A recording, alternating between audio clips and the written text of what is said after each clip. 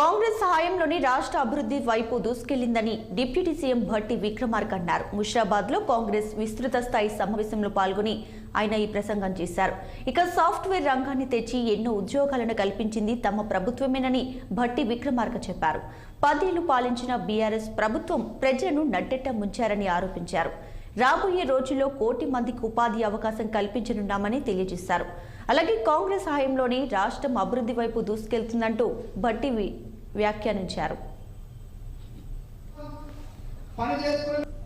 అటువంటి గర్వకారణమైన హైదరాబాద్ నగర నిర్మాణం ఎవరు చేశారు? ఇంత అద్భుతంగా గ్లోబల్ సిటీగా మార్చడానికి ఎవరు కారణం అంటే అలాంటి కాంగ్రెస్ ప్రభుత్వం కారణం. ఇక్కడ నివాసం ఉంటున్నటువంటి కోట్లాది మంది, దాదాపు 1 కోటి మంది దాకా ఉన్నారు. వాళ్ళందరికీ వాళ్ళ ఉపాధి అవకాశాలు కల్పించే విధంగా ఇక్కడ పరిశ్రమలు తీసుకొచ్చారు. ఎవరు అంటే అది కాంగ్రెస్ ప్రభుత్వాలు తీసుకొచ్చారు.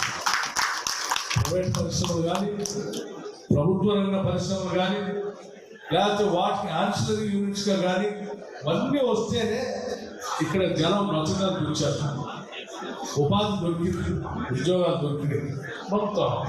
అంటే ఇవన్నీ మనం తీసుకొచ్చినాయి. ఈనాడు 10 ఏళ్ళు పాలన టీఆర్ఎస్ ఒక చుక్క నీళ్ళు కూడా హైదరాబాద్ నగరానికి మంచి ఇచ్చిన పాప నేను పోలేదు, నేను తెచ్చామని చెప్తాను. నిజంగా చదువుకోవడానికి కళాశాలలు, యూనివర్సిటీలు పెట్టింది కూడా కాంగ్రెస్. హైదరాబాద్ సెంట్రల్ యూనివర్సిటీ తెచ్చిన కాంగ్రెస్, ట్రిపుల్ ఐటీ పెట్టిన కాంగ్రెస్, పాలిటెక్నిక్ పెట్టిన కాంగ్రెస్, లేకపోతే ఇంకా ఇతర యూనివర్సిటీ కళాశాల అనుబంధ సంఘాలు జేఎన్టీ పెట్టిన కాంగ్రెస్. అంటే చదువుకోవడానికి కళాశాల పెట్టింది కూడా కాంగ్రెస్.